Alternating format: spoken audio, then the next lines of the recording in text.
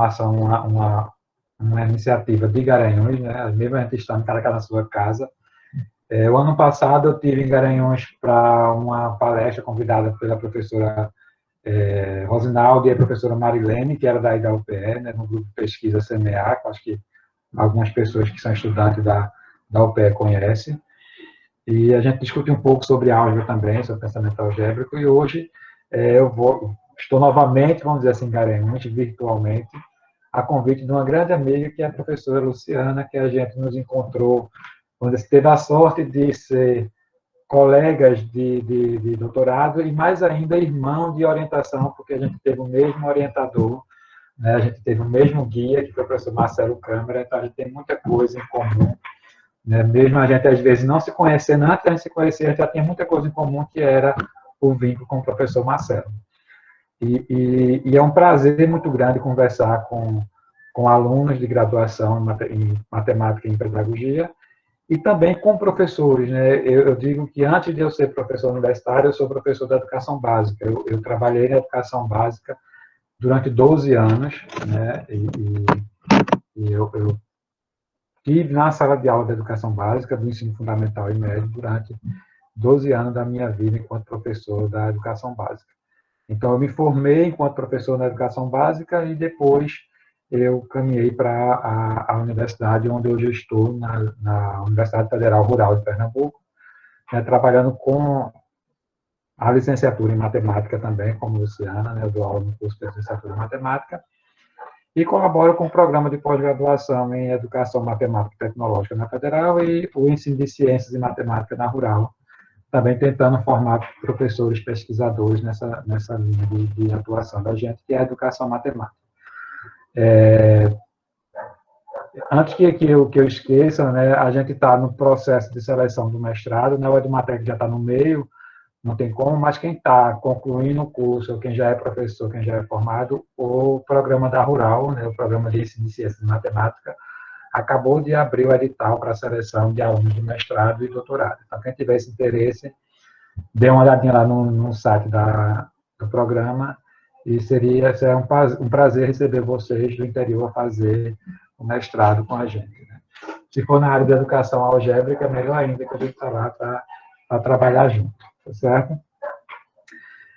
Como a Luciana falou, a minha perspectiva de estudo, de pesquisa, é na área de educação matemática, com foco em álgebra escolar e pensamento algébrico, né, que é uma linha de pesquisa que eu venho pesquisando desde o meu mestrado, né, e no doutorado eu aprofundei essa discussão com o pensamento algébrico, e trabalhando atualmente, tentando realizar pesquisa e um estudo mais aprofundado na teoria da objetivação, que é uma teoria desenvolvida por um canadense chamado Louis Radford.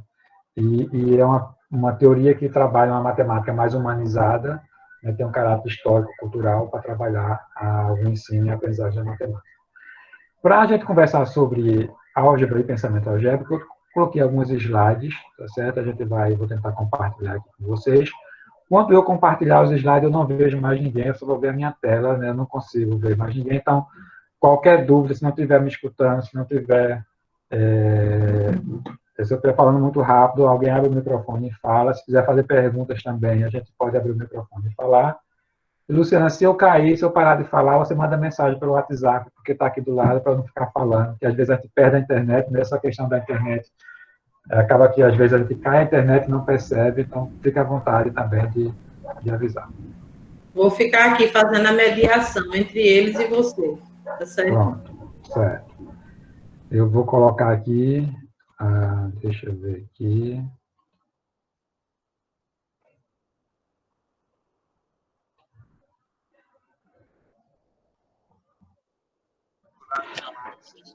Pronto, então estão conseguindo visualizar os slides? Sim. Adilson. Sim. Ótimo. Veja, antes de iniciar, a gente tem, né, Luciana, um grupo de pesquisa que é, vamos dizer assim, o nosso primeiro grupo, o nosso guia enquanto grupo de pesquisa, que é o fenômeno didático. Adilson, uns minutinhos só. Gente, eu esqueci de fazer essas recomendações. A gente vai manter nossos microfones desligados. Só o professor Jadilson que vai manter o dele ligado pelo palestrante, e a gente vai desligar os microfones para que não haja interferência na fala dele, tá certo? Aí, quando quiser falar, eu acho melhor assim, coloca que quer fazer uma pergunta no chat, e aí eu aviso a Jadilson, a gente faz uma intervenção. Pode ser assim, gente? Ótimo, Gil. Tá ótimo assim, Luciana.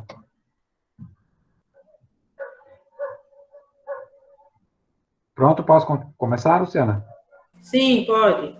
Pronto. Como eu estava falando, a gente vem de um grupo de pesquisa grande, né, que é os fenômenos didáticos na classe de matemática, que o professor Marcelo, que foi nosso orientador, é o líder, e é um grupo que se tornou, vamos dizer assim, extremamente grande, e a gente tem vários grupos de pesquisa filho desse grupo maior, né? Um deles é o de Luciana, que começou agora em Garanhuns, e o meu também na Rural, que é o grupo de pesquisa em História, Epistemologia e Didática da Álgebra, que daqui a pouco eu falo um pouco dele. Então, a gente também tem essa questão em comum, tá certo? A gente vai falar um pouco sobre álgebra e pensamento algébrico na educação básica, e aí a gente entende a educação básica, aquele período escolar em que a criança entra na escola até ela sair da escola do ensino médio, então vai desde a educação infantil até o finalzinho do ensino médio, tá certo? Eu gosto de começar, acho que quem me conhece e quem foi para minha defesa de doutorado, essa mensagem que a Mafalda traz nessa figurinha, eu gosto de começar com ela, que é uma mensagem que a gente discute um pouco, que é pensar de graça, né? Pensar grátis, mas não fazer sai caríssimo. E a mesma coisa é o pensamento algébrico. Se a gente não fazer o aluno pensar algebricamente, isso pode sair caro, né? A gente acaba perdendo muita coisa. E fazer ele pensar algebricamente é de graça. Então, a gente pode possibilitar essas ideias a partir de um olhar mais crítico para a álgebra, né? Que a gente olha muito mais para o significado do estudo de álgebra, né? O significado dos objetos algébricos. Então, é isso que a gente vai tentar conversar um pouco sobre álgebra e sobre pensamento algébrico na educação básica, tentar caracterizar e diferenciar o que é um ou o que é outro e o que é que existe em comum entre um e outro, tá certo? Como eu estava dizendo, a gente tem um grupo de pesquisa na Universidade Federal Rural de Pernambuco, reconhecido pelo CNPq o ano passado, que é o Aljabi, que é Grupo de Pesquisa em História, Epistemologia e Didática da Álgebra. E aí tem por objetivo esse grupo entender as dificuldades, sejam histórica, epistemológica ou didática da aprendizagem da álgebra, contribuindo a partir dos resultados com proposições de sequências didáticas e materiais didáticos para o ensino de conceitos álgebricos, assim como modelos de formação inicial e continuada de professores que ensinam matemática nos diversos níveis e modalidades de ensino. Então, dentro do grupo, a gente tem eu sou o líder do grupo como professor, o professor Marcelo, ele contribui com o grupo também, cadastrado no CNPq. Tem a professora Juliana, que é uma professora da Universidade Rural de Pernambuco também. A professora Elisângela, que é da Rural também, que participa. E tem a professora Cristiane, que é uma professora do México, que também contribui com o nosso grupo. E temos alunos da graduação em matemática, do mestrado em ensino de ciências, em matemática da Rural, e do mestrado e doutorado em educação matemática e tecnológica da Federal. E a gente faz pesquisa nesse grande campo, que é a álgebra escolar, né, que busca entender as dificuldades que os alunos têm em aprender esses objetos, esses conceitos algébricos, seja dificuldade histórica, epistemológica ou didática. Também temos como foco a questão da formação inicial e continuada de professores, e esse ano a gente conseguiu aprovar um projeto na SBEM, na Sociedade Brasileira de Educação Matemática, que é um projeto de formação continuada para professores dos anos iniciais, e aí vai ter como foco a discussão sobre álgebra nos anos iniciais, a partir das orientações curriculares atuais, que coloca que o ensino de álgebra deve iniciar desde os anos iniciais. Então, foi um projeto que a SBEM lançou, um edital que a SBEM lançou início desse ano, e a gente conseguiu montar um projeto, foi aprovado, e no próximo ano a gente vai realizar o curso de formação continuada. Né? E também a gente está como foco teórico a teoria da objetivação, como eu tinha falado, que é uma teoria que busca entender a questão mais histórico-cultural da aprendizagem e do desenvolvimento da matemática. Certo? E aí, para iniciar a nossa fala, eu sempre gosto de iniciar com uma questão, que é: o que é álgebra? Né? Quando a gente faz uma questão, quando a gente escuta essa pergunta, o que é que vem em nossas cabeças, né, quando ouvimos essa pergunta? É uma pergunta que nos remete a uma ideia de álgebra que a gente tem já construída em nossa cabeça. E a gente não precisa se preocupar em entender, tentar caracterizar ou conceituar a álgebra de início. A gente pode pensar de forma mais livre, né? O que é que vem em nossas cabeças quando a gente consegue, quando a gente visualiza essa pergunta, né? O que é álgebra? E aí, a gente não, vocês não precisam falar, mas se alguém quiser falar, abre o microfone sobre o que é que vem na cabeça quando escuta essa palavra, pode falar. Mas se não quiser, pode colocar alguns comentários no chat, que aí no final da apresentação, a Luciana comenta os comentários para a gente conversar um pouco também sobre essa pergunta. Mas é uma pergunta que eu gosto de fazer porque a gente está muito preso a uma ideia de álgebra. Né? A gente, quando escuta essa pergunta, geralmente o que vem nas nossas mentes são os objetos algébricos mais abstratos possíveis, né? que é a questão das equações, das funções, do x, do y, né? Da linguagem algébrica. Então, isso é muito comum quando vem em nossas cabeças. Né? Eu acredito que alguns de vocês, quando a gente viu essa pergunta, o que vem à cabeça são esses objetos algébricos, né? Essa linguagem muito formal, muito algébrica, muito literal, vamos dizer assim. A gente chama de alfanumérica, né? Que é a linguagem específica da álgebra. Mas será que é isso que caracteriza a álgebra? Né? Será que a álgebra ela é caracterizada pela linguagem que a gente utiliza para representar os objetos algébricos? Né? Esse percurso que a gente vai tentar caminhar, né? A gente tem que tentar desvendar com a nossa conversa, que é uma conversa superficial sobre essas ideias, né? Mas quem tiver interesse depois pode ir atrás de texto ou enviar mensagem para a gente, que a gente consegue conversar um pouco mais sobre essas ideias. Eu também trago 2 exemplos, né, que eu discuto em um texto que eu tenho de 2017, que é questionando a expressão, por exemplo, 7 mais 5 igual a 12. É álgebra ou aritmética? E a expressão 2x mais 3 igual a 15? É álgebra ou aritmética? São questões que a gente pode refletir, tá certo? E facilmente vem resposta na nossa mente. Né? Quando a gente questiona se a questão, se a expressão 7 mais 5 igual a 12 é álgebra ou aritmética, a gente tem uma facilidade muito grande, uma vontade muito grande, vamos dizer assim, de dizer que é aritmética, já que eu estou tratando com números. Né? Eu tenho 5 mais 7, ou 7 mais 5 igual a 12. Quando eu coloco a expressão 2x mais 3 igual a 15, é muito normal a gente entender e querer responder de imediato o que é álgebra, né? Porque a gente está vendo aí um x, está, né? Vendo uma equação. Então, a gente tem essa impressão muito rápida. Entretanto, eu questiono, né? Eu tento... alguém abriu o microfone, quer falar? Alguém, se quiser falar... Já apareceu uma pergunta aqui, Jadilson, do André Pedrosa de Almeida. Podemos conceituar com dados desconhecidos variáveis, valores algébricos ou coisas assim? Seria isso? É a questão da álgebra, né? O que é álgebra? Veja, a resposta está muito carregada da ideia de variável, de incógnita, né? Do desconhecido. Né? Então, é uma ideia que remete às expressões algébricas, né? E é muito comum, às vezes, a gente tentar conceituar a álgebra com os objetos algébricos, né? Ou com a linguagem algébrica. Né? A álgebra é aquilo que tem um desconhecido. A álgebra é aquilo que trata de expressões desconhecidas. A álgebra é aquilo que tem uma incógnita ou uma letra para representar uma variável. Né? Mas será que é isso mesmo que caracteriza a álgebra? Né? É isso que a gente vai tentar conversar, tentar responder mais adiante. Né? E aí, esses 2 exemplos eu trago para a gente pensar sobre. Né? Será que só existe álgebra quando existe um x, por exemplo, que é o caso do exemplo 2, 2x mais 3 igual a 15? Ou será que a álgebra também existe quando eu tenho a expressão 7 mais 5 igual a 12? Né? No texto que eu tenho de 2017, na revista Inteia, da Federal, eu coloco que a resposta para essas questões, essas 2 questões, não é a primeira é aritmética, a segunda é álgebra. Eu coloco que a resposta depende. Depende da forma que eu visualizo, que eu entendo essas expressões. né? Porque a gente tem a possibilidade de visualizar essas expressões e entendê-las de formas diferentes, né? Tem um autor, Rômulo Lins, que é brasileiro, que ele fala que o que caracteriza a aritmética é a sensação de fazer uma conta. Então, se eu visualizo a expressão 7 mais 5 igual a 12, e a minha sensação é fazer a conta 7 mais 5, e vai dar igual a 12, eu tenho uma ação a ser feita, que é a soma, para chegar igual a 12, e aí eu estou vendo ela como aritmética.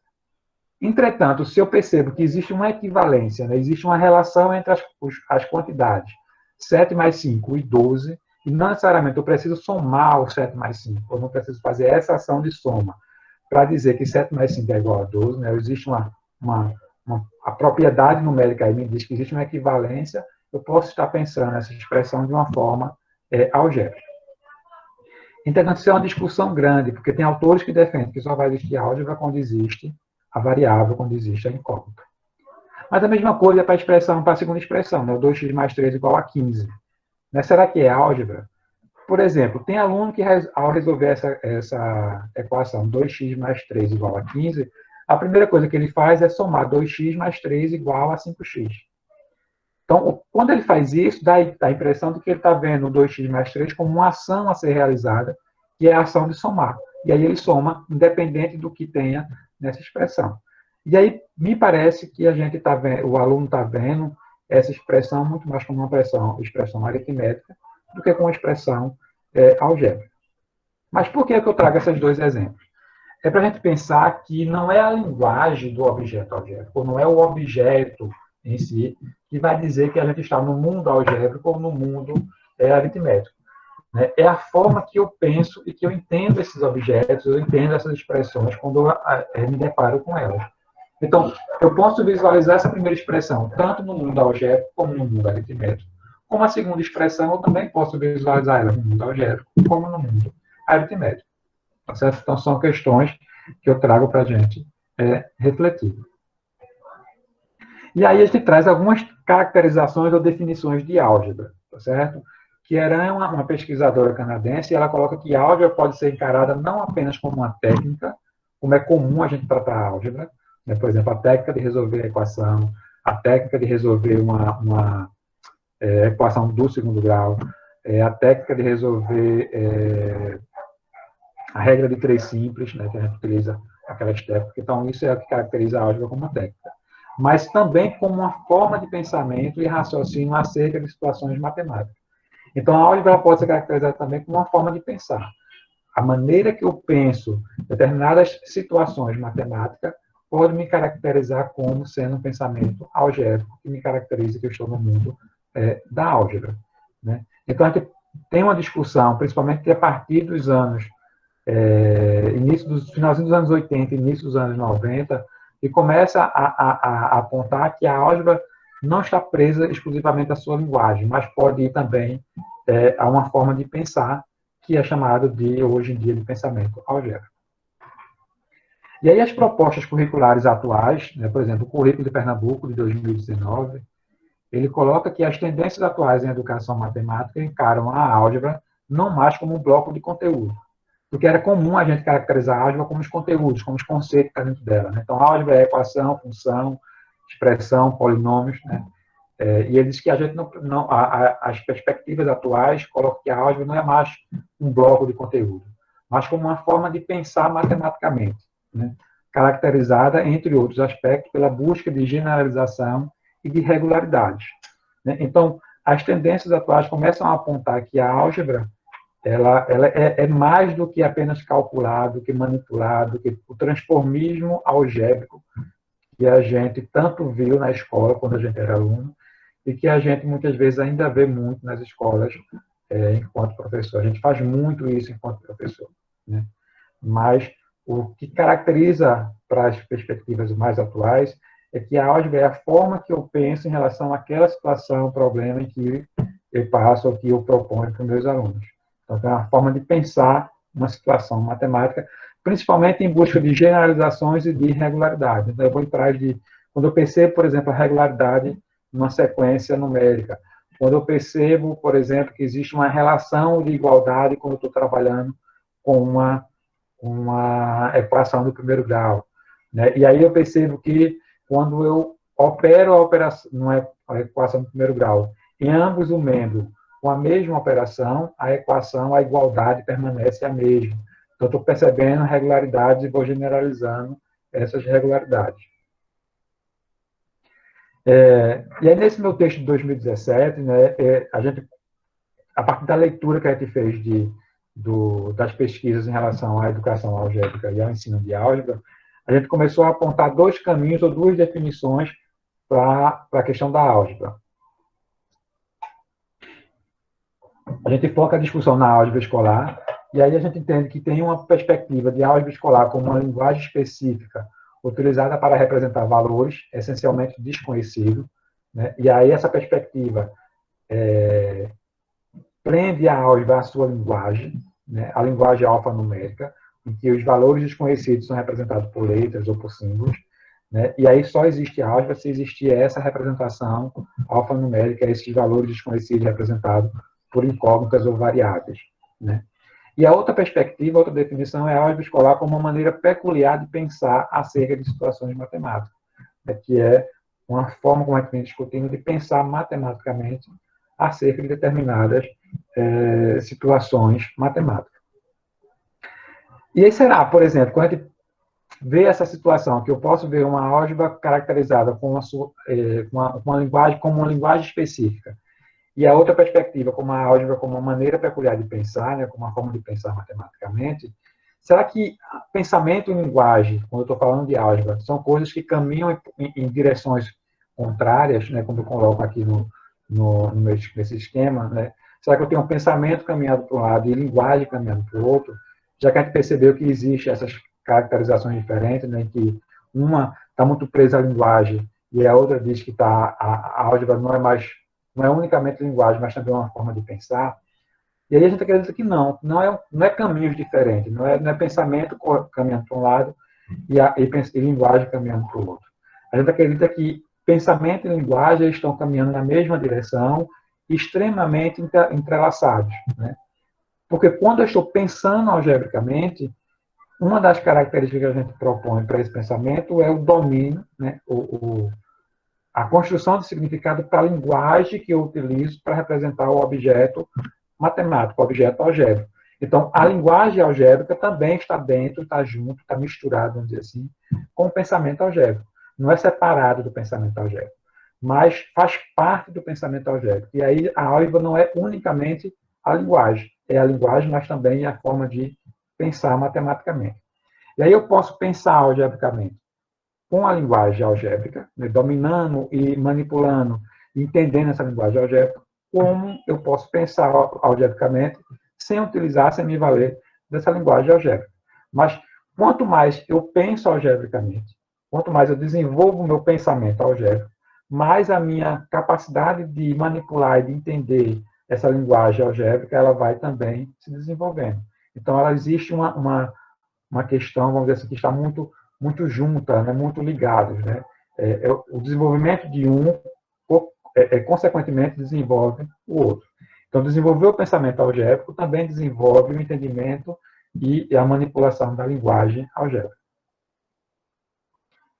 Mas o que é pensamento algébrico? A gente vem discutindo tanto pensamento, linguagem, álgebra enquanto linguagem, álgebra enquanto pensamento, e aí a gente defende que a álgebra é muito mais uma forma de pensar do que uma linguagem específica, mas o que é esse pensamento algébrico? Será que existe diferença? Será que existe proximidade, né? E aí é isso que a gente vai tentar conversar um pouco agora, que é essa questão do pensar algebricamente, né? Se a gente faz a pergunta o que é álgebra, a resposta me vem mais fácil, né? Pelo menos uma resposta ligada aos objetos algébricos, à linguagem algébrica simbólica. Quando a gente questiona o que é pensamento algébrico, é mais complexo ou mais difícil de se responder, porque é um termo que não é muito trabalhado, que não é muito discutido, né? Pelo menos o que a gente vem vendo nas pesquisas. Mas é necessário pensar sobre isso, é necessário tentar entender o que é pensamento algébrico. E aí, existe alguns autores que colocam que não existe um consenso entre caracterização, entre definições de pensamento algébrico.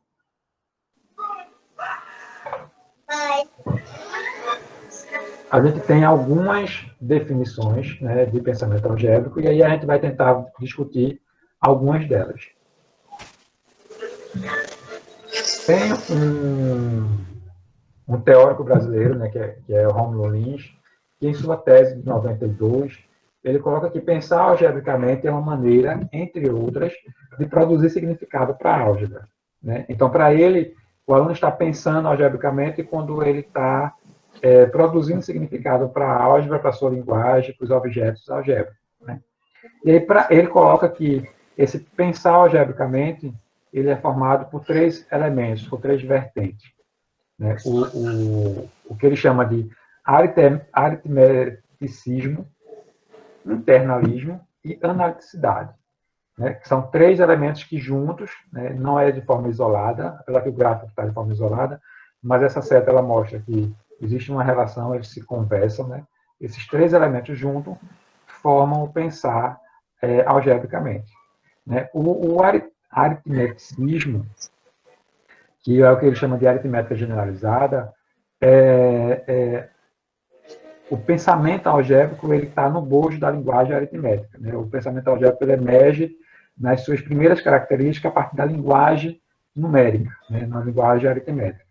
Então, quando os alunos começam a trabalhar com a aritmética, com a questão de números, e eles conseguem perceber algumas regularidades, ele está mesmo utilizando uma linguagem numérica, pensando ou trabalhando com elementos que caracterizam o pensar algebricamente. Então, por exemplo, quando o aluno ele percebe que a soma de dois números pares vai dar sempre um número par, ele está trabalhando com uma linguagem numérica, uma linguagem aritmética. Mas ele já está começando a perceber regularidades e já está generalizando essas regularidades. Então, para Rômulo Lins, ele já está trabalhando numa camada de pensamento algébrico. O internalismo, os números são tratados como objetos de estudo, deixando de servir como ferramentas na resolução ou moderação de situações, problemas. Então, eu já começo a trabalhar os números, a questão numérica, como objeto de estudo mesmo, em que eu vou ver as propriedades dos números, por exemplo, as propriedades das operações aritméticas. Quando o aluno percebe que existe a propriedade distributiva nas operações aritméticas, quando ele percebe que em uma relação de igualdade, se eu somar dois valores, o mesmo valor no primeiro termo e no segundo termo, vai continuar a mesma igualdade, né? A igualdade não modifica. Quando ele percebe, por exemplo, que 2 mais 3 é a mesma coisa que 3 mais 2, ou seja, que a ordem das parcelas não altera a soma, ele está pensando já no termo de algebricamente, mesmo não estando utilizando, se valendo de uma linguagem algébrica. E aí ele diz que esses dois elementos do aritmeticismo e internalismo estão muito interligados, muito próximos. E a analiticidade para ele é em que os números genéricos são tidos exatamente como se fosse específico. E as incógnitas são tidas exatamente como se fossem dados. Ou seja, para ele, essa característica da analiticidade é o momento em que os alunos manipulam o desconhecido como se fosse conhecido. Quando ele opera, por exemplo, em uma equação com as incógnitas, seguindo as regras da aritmética, né, em relação a uma igualdade. Então, ele está operando um x ali como se fosse um número conhecido. Né? Ele sabe que se somar o mesmo valor em ambos os membros, né, a igualdade permanece. Isso é uma regra da aritmética em relação a uma igualdade. Né? Ele sabe se dividir ambos os membros por o mesmo valor, a igualdade não se altera, que é uma regra também da aritmética. Então, ele começa a manipular, vamos dizer assim, a operar com o desconhecido, mas de forma significativa, ele sabendo quais são as regras que estão ali por trás, que indicam que eu posso manipular aquele desconhecido, tá certo? E aí ele manipula como se fossem elementos conhecidos. Então, para esse autor, esses três elementos, três elementos interligados, caracterizam o pensamento algébrico. E aí esses elementos conseguem produzir significado para a álgebra. Um outro autor, né, que a gente utiliza, que é Capucci e seus colaboradores, né, e aí num texto com Blanton, em 2005, ele coloca que o pensamento algébrico é um processo pelo qual os alunos generalizam ideias matemáticas a partir de um conjunto particular de exemplos, por meio de discurso argumentativo e a expressa de forma progressivamente mais formais e adequadas às suas idades. né? Então, a ideia de generalização está muito forte na caracterização desses autores. E aí eles colocam que pensar algebricamente também tem 3 vertentes, ou 3 características, como coloca Romulo Lynch, né? E aí ele coloca que uma das características é o pensamento quantitativo, né? Que está muito preso à ideia de aritmética generalizada, que também é colocado na ideia de Romulo Lynch. O outro é pensamento funcional, que está preso à ideia de função, de relação entre grandezas. E a última característica é a modelação, né? Que é a possibilidade de elaborar modelos, né? O pensamento quantitativo é a generalização acerca das operações aritméticas e suas propriedades, e o pensamento sobre relações entre números, né? É muito próximo ao que Romulo Lynch chama de aritmeticismo, né? Que é uma aritmética generalizada, quando eles começam a generalizar as propriedades das operações, dos números, percebendo que existe uma regularidade ali, essa regularidade ela pode ser para qualquer valor. O pensamento funcional é a generalização de padrões numéricos para descrever relações funcionais, além de perceber as relações de variação e covariação. Está muito preso à ideia, por exemplo, de função, né? Existe uma variação, né? Uma dependência entre essas variações, né? A questão da proporcionalidade, então eles colocam dentro do pensamento funcional. E a outra é a modelação, é utilizar o aspecto sintático da álgebra para representar diversas situações, tanto as situações que é tidas como aritmética, né? Por exemplo, quando o aluno percebe que 2 números pares, a soma de 2 números pares sempre dá um número par, eu posso representar esse modelo de uma forma, utilizando a linguagem algébrica, né? Ele está construindo um modelo matemático para representar essa generalização, né? Que eu chamo de modelação, como situações extremamente algébricas, como, por exemplo, as questões das funções, né? Então, esses 3 elementos compõem para esses autores o pensar algebricamente. Então, a gente vai percebendo que são caracterizações que às vezes se aproximam, às vezes se distanciam em alguns elementos, mas que a ideia de generalização, por exemplo, está sempre forte entre elas, independente do autor que a gente está utilizando. Um outro autor que a gente traz, né, que a gente está utilizando muito, que é Radford, e ele coloca que pensamento algébrico é uma forma particular de refletir matematicamente, na qual lidamos com quantidades indeterminadas de uma maneira analítica, né? Ou seja, a gente consegue operar com um determinado de uma forma mais analítica, que é próximo do que Romulo Lynch chama de analiticidade, né? Então, a gente começa a perceber que existe proximidade entre essas definições, né? E aí, para esse autor também existe 3 elementos, ou 3 vertentes, 3 componentes que compõem o pensamento algébrico. Um é a indeterminação, né? Que é a ideia do desconhecido. A outra é a denotação, né? A forma que eu denoto, que eu represento esse desconhecido. E a outra é a analiticidade, que é a maneira que eu opero, que eu trabalho com esse desconhecido. Então, para Radford, a indeterminação envolve números desconhecidos e é designado para os objetos algébricos, né, como os incógnitos, variáveis, parâmetros, entre outros, sendo oposto à determinação numérica, que é presa à ideia da aritmética, né? Então, a indeterminação é trabalhar com algo que é desconhecido, né? Eu generalizo para qualquer valor, então eu trabalho para o desconhecido, né? A denotação é o modo particular simbólico de designar os objetos, né? Na álgebra existe essa maneira particular de representar os objetos, né? E essa representação é por meio de símbolos. E aí, para esse autor, os símbolos não é exclusivamente alfanumérico, né? Por exemplo, eu não represento exclusivamente uma quantidade desconhecida por um X.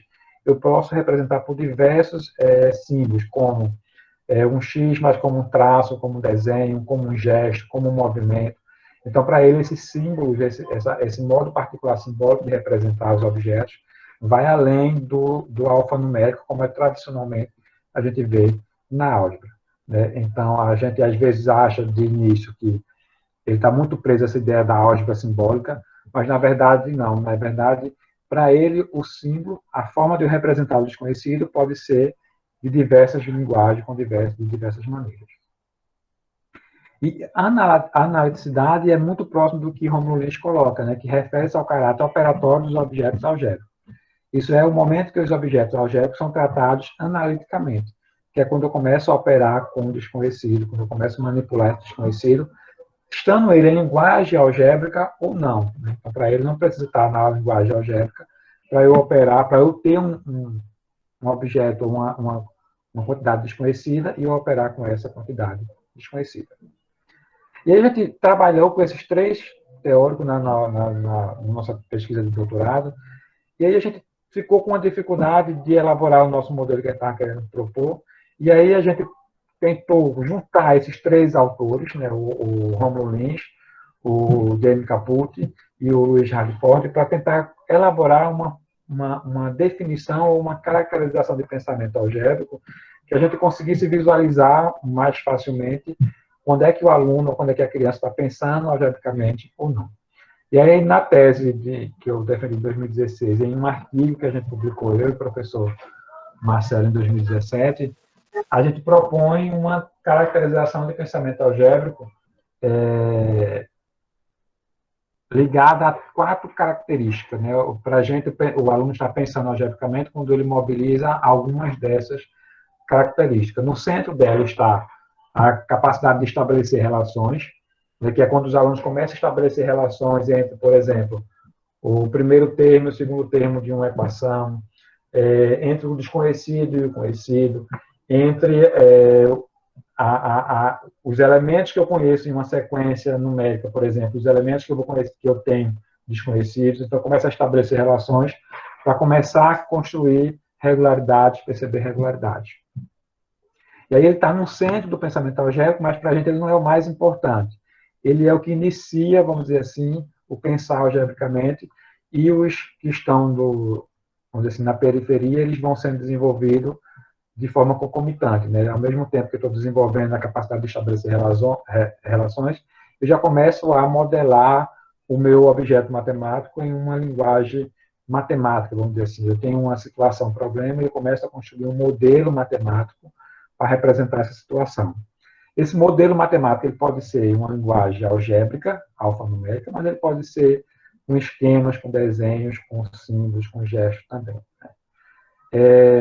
Uma outra característica é a capacidade de generalizar. Né? O aluno começa a generalizar relações ou generalizar regularidades que eles vão percebendo nas situações propostas pelo professor.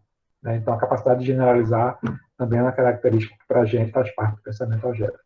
A outra característica é construir significado. Né? Quando o aluno começa a construir significado para a linguagem algébrica, para aquele objeto algébrico, né? O objeto matemático que está sendo trabalhado, ele também está pensando algebricamente. Quando ele sabe, por exemplo, o que é que significa o x em uma equação, né? Qual é a diferença do x em uma equação para o x em uma função. Né? Então, ele está construindo um significado para aquela linguagem algébrica. E a última característica é operar com desconhecido, né, que é a analiticidade. Eu opero com desconhecido, por exemplo, eu estou resolvendo uma equação, levando em consideração as regras, as leis da aritmética em relação a uma igualdade. Então, estou operando com desconhecido como se fossem elementos conhecidos.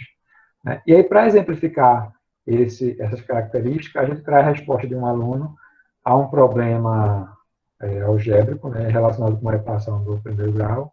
O problema é que 3 times de basquete participam da final do campeonato fazendo juntos 240 pontos. O time B fez o dobro de pontos do time A e o time C fez 40 pontos a mais que o time B. Aí quantos pontos fez cada time? É um problema que a gente chama de problema de partilha. Eu tenho um valor total conhecido, né? No caso aqui eu tenho os 240 pontos, e esses 240 pontos eles é dividido de forma diferente, vamos dizer assim, para os 3 times.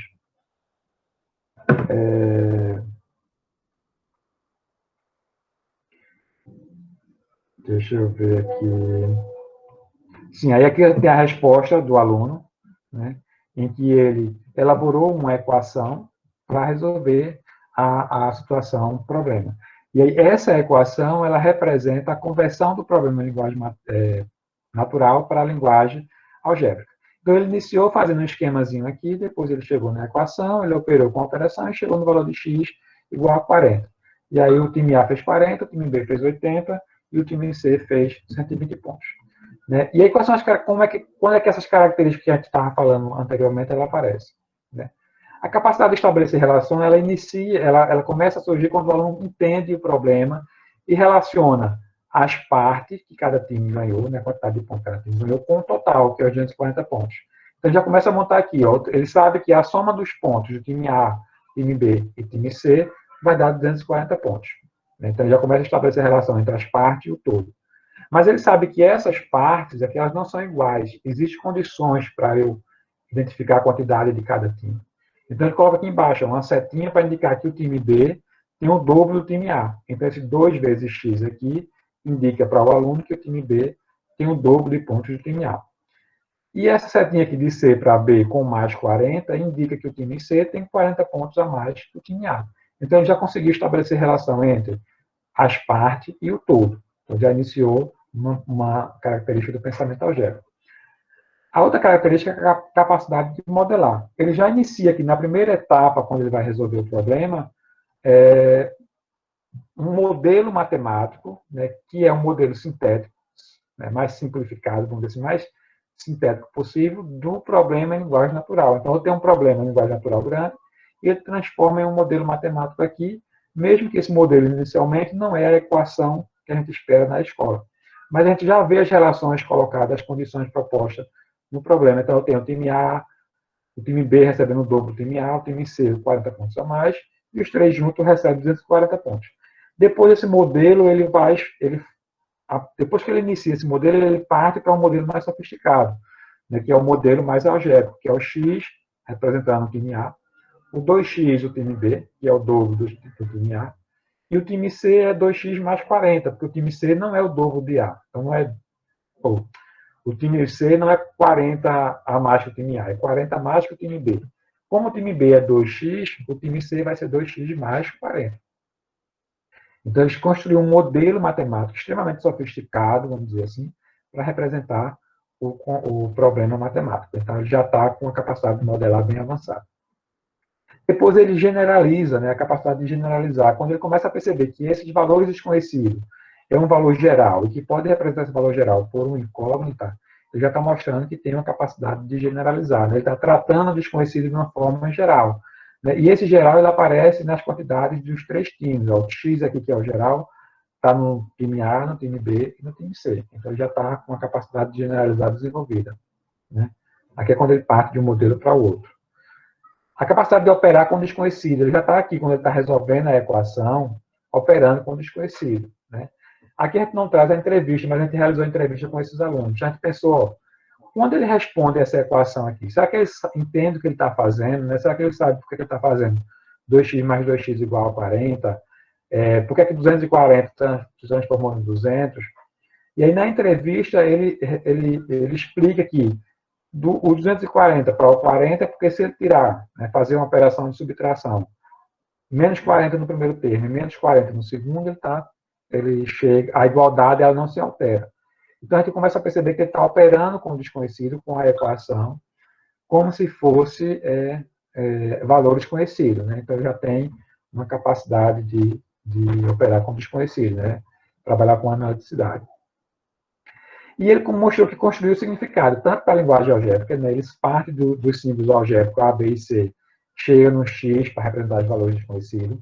Ele sabe que cada letrinha dessa significa, né, ele sabe que o X aqui representa a quantidade de pontos do time A, tanto que depois ele chega com o time A.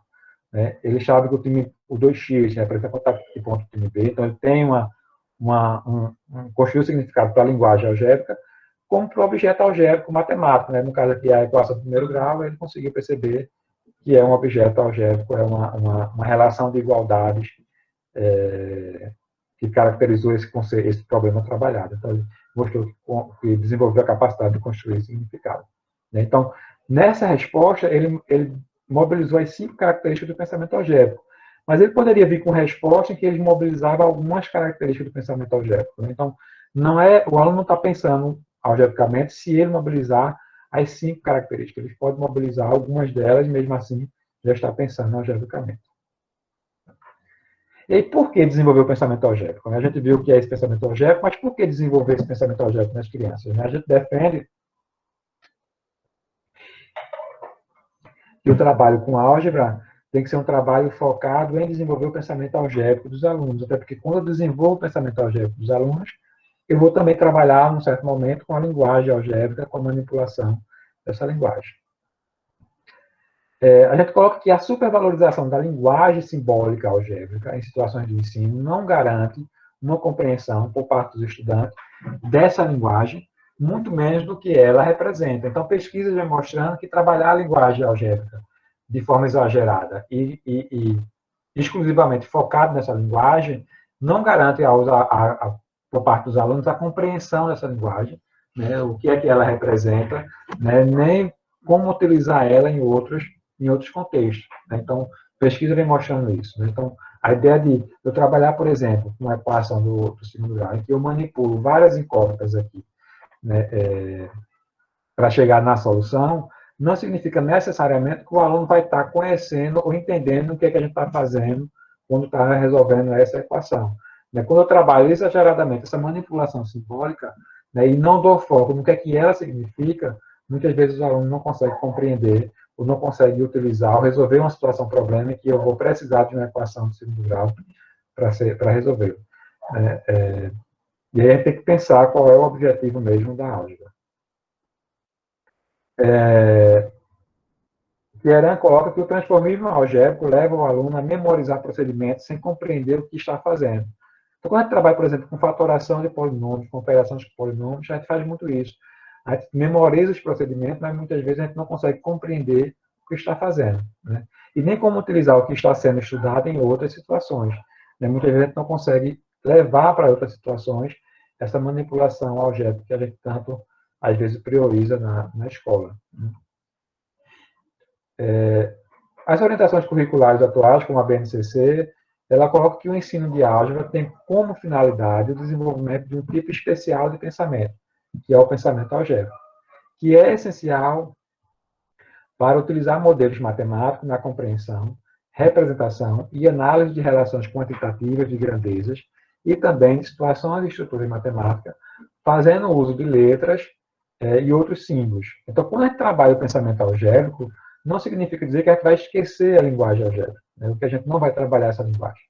Mas essa linguagem ela vai aparecer como necessária para representar o desconhecido, como uma forma de eu sintetizar umas informações que eu tenho no problema, um caminho que eu possa manipular grandes quantidades desconhecidas de uma forma mais fácil até resolver determinadas situações. Né? Então, a linguagem algébrica ela vai aparecer, mas ela deve ser o último a ser trabalhado quando eu estou trabalhando com álgebra. Né? O foco deve ser compreender os objetos algébricos, né? Perceber regularidades e padrões, generalizar essas regularidades. E aí a representação dessas regularidades elas vão sendo construídas com o tempo. E aí, como é que a gente... Sim, Luciana. Um dos participantes, o André Pedrosa, ele pergunta o seguinte: em um dos slides, você comenta sobre trabalhar a álgebra numa idade própria, né? Na sua idade própria. Existe uma idade específica ou série para trabalhar conceitos iniciais da álgebra? Existe alguma técnica manual para os conceitos algébricos?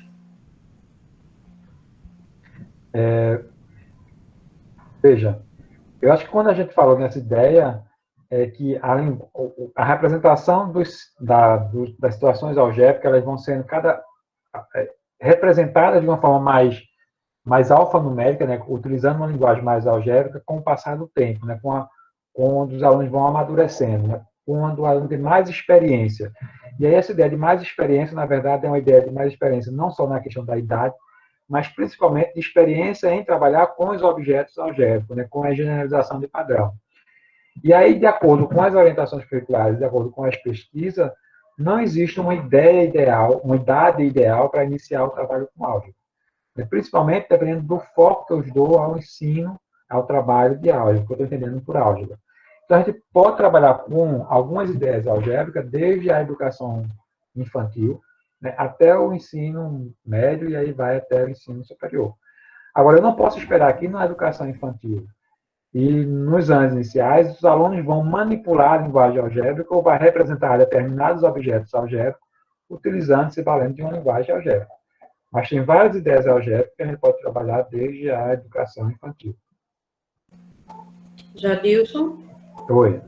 O Carlos Queiroz, ele pergunta assim: de que forma poderíamos trabalhar a álgebra Para fugir do tradicional e levar o aluno a decifrar melhor cada passo. A gente traz aqui alguns slides, acho que vai acabar respondendo essas questões, né, que é como é que a gente pode desenvolver o pensamento algébrico, né? Ou seja, como é que a gente pode trabalhar a álgebra em que o foco seja desenvolver essa forma de pensar. Eu acho que um dos caminhos é trabalhar a resolução de problemas, né?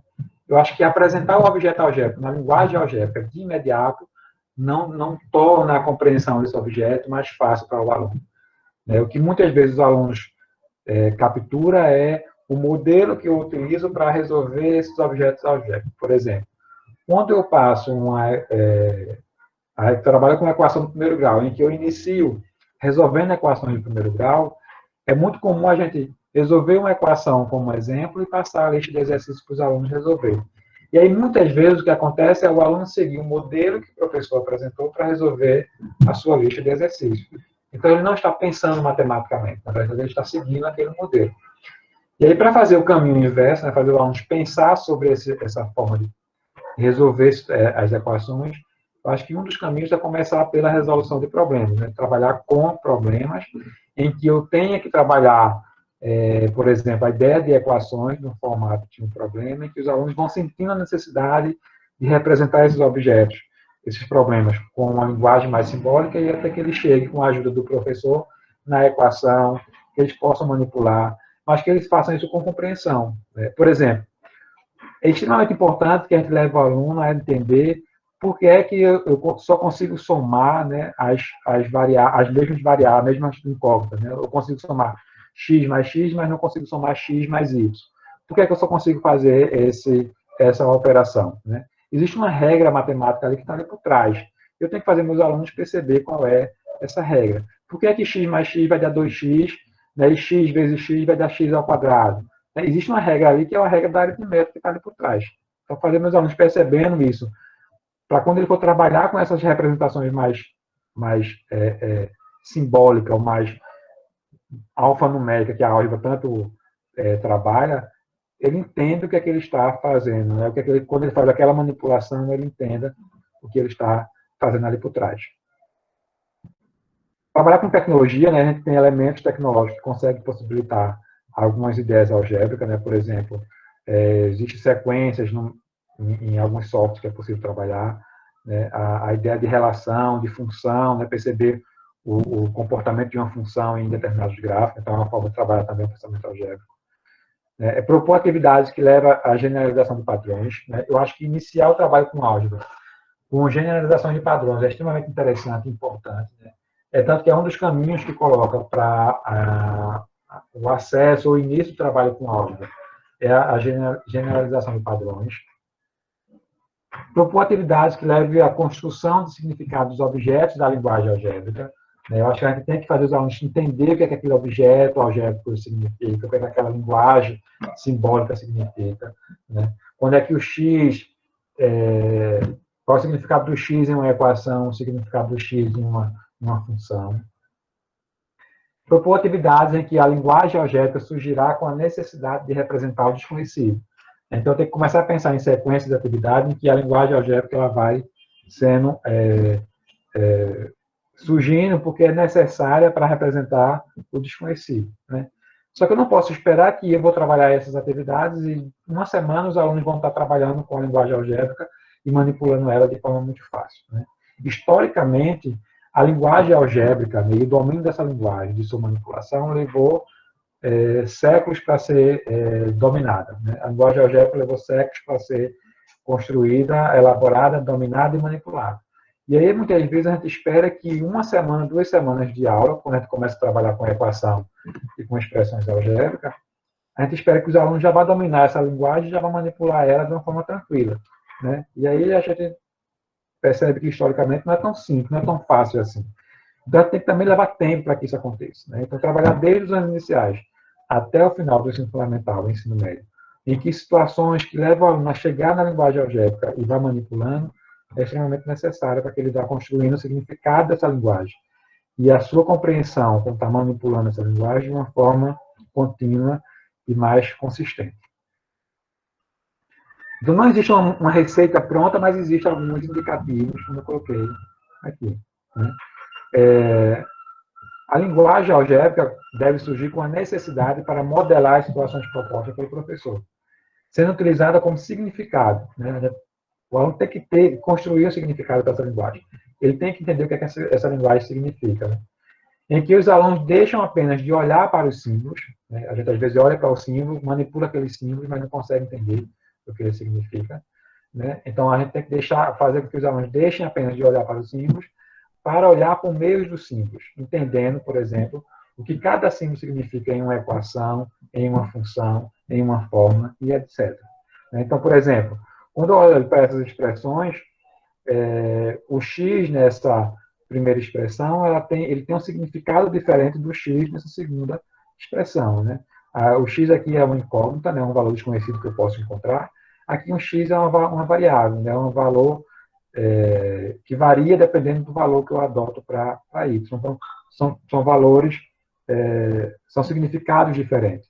Quando eu tenho uma fórmula, por exemplo, de uma área, né, eu tenho a mesma simbologia, letra representando quantidades, mas aqui as quantidades elas são diferentes. Né? Aqui eu tenho comprimento, né? são termos diferentes.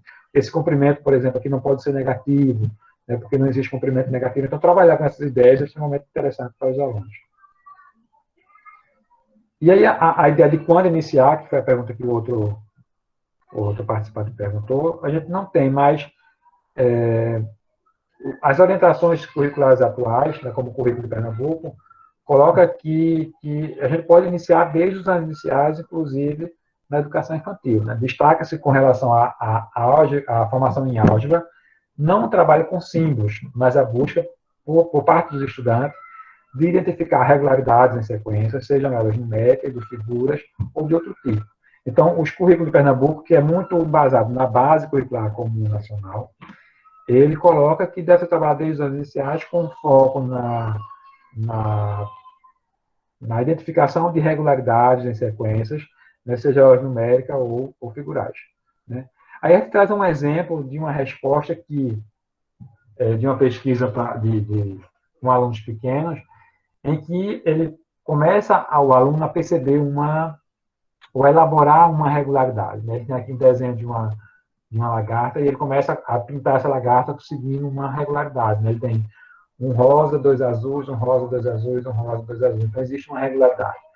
A outra atividade, ele tem círculozinhos, né, que ele vai pintar, e aí ele segue também uma sequência. Ele tem rosa, azul, acho que é marrom, laranja, roxo. Aí volta para o rosa, azul, marrom, laranja, roxo, rosa, azul. Então, ele tem uma sequência aqui, e essa sequência segue uma regra, né, não é o acaso. Né? E aí, essa atividade ela foi proposta para criança de 4 anos. Então, é uma atividade que é interessante para os alunos começar o trabalho com a percepção de regularidade. Né? E aí, existe uma discussão grande, atualmente, que, para alguns autores, os alunos aqui já estão pensando algebricamente, porque já está percebendo uma regularidade, né? Já está trabalhando com regularidade. Mas, para outros autores, ele ainda não está pensando algebricamente, porque ainda não está chegando numa generalização para um valor qualquer, um valor N, porque a criança também é muito pequena. Mas, independente da discussão de se estão pensando algebricamente ou se não estão pensando algebricamente, esse tipo de atividade é extremamente rico para iniciar o trabalho com álgebra, porque se o aluno tiver o costume de trabalhar essas atividades muito cedo, ele vai ter uma facilidade maior de chegar ao termo geral de uma sequência quando ele estiver numa série mais avançada. Por exemplo, o aluno que tem a familiaridade de trabalhar com esse tipo de atividade, né, e aí o nível vai aumentando a cada ano ou a cada atividade, ele vai chegar no seu ensino fundamental, anos finais, com uma facilidade maior, por exemplo, de generalizar essa sequência, que a complexidade dela é maior. Né? Então, por exemplo, a gente faz pesquisa, tem uma aluna minha de mestrado que está pesquisando essa situação com alunos dos anos finais do ensino fundamental. E aí ela está percebendo que a letra A os alunos respondem facilmente, a letra B também, né? Responde a questão 4 e 5, né? Porque é só identificar qual é a regularidade e encontrar a questão 4 e 5. A questão 10, alguns alunos conseguem chegar desenhando até a questão 10, outros conseguem chegar somando, né? Alguns conseguem chegar utilizando alguma regra. A resposta, né, o número de ciclos da figura 100 e 200, alguns conseguem, tem mais dificuldade, mas alguns poucos conseguem. Mas quando a gente pede para ele escrever uma mensagem para um aluno de outra classe indicando como descobrir o número de ciclo em qualquer figura, a dificuldade aumenta muito. Quando a gente pede para que eles escrevam uma fórmula para o número de ciclo da figura M, qualquer figura, né, no caso, generalizando, então aqui o indeterminado sendo representado pelo um símbolo alfanumérico, né, pela letra N, a dificuldade é imensa. A gente tem muitos alunos que não conseguem chegar nessa forma. Aluno de 9º ano que tem essa dificuldade de chegar nessa forma. Isso porque muitas vezes a gente não trabalha essa generalização, esse trabalho do aluno partir de atividades mais simples, e quando chegar no nível mais avançado, eles trabalhar com atividades desse tipo, que são mais complexas, a gente não tem muitas vezes o costume de trabalhar isso nas aulas de matemática. E aí, se a gente trabalhar essas atividades do estágio anterior, com criança mais cedo e fomentando a complexidade dela, talvez ele chegue no ensino fundamental, os anos finais, tendo uma facilidade maior de chegar nessa generalização geral, que seria no ápice do pensamento algébrico, né? Dominar essa linguagem algébrica, representar o geral aqui numa linguagem algébrica, manipular essa linguagem algébrica de uma forma mais tranquila, né? E não tendo uma dificuldade imensa como a gente encontra com os alunos do fundamental, anos finais, né? 7º, 8º, 9º anos. Então, independente de a gente dizer que o aluno que faz isso está pensando algebricamente ou não, a gente acredita que os alunos que começam a fazer isso muito cedo e vão refinando essa habilidade, eles vão ter uma facilidade maior de trabalhar esse tipo de atividade, quando estiver nos anos mais finais, como vão ter uma facilidade maior de resolver, por exemplo, problemas envolvendo equação, em que o geral ele vai aparecer no problema.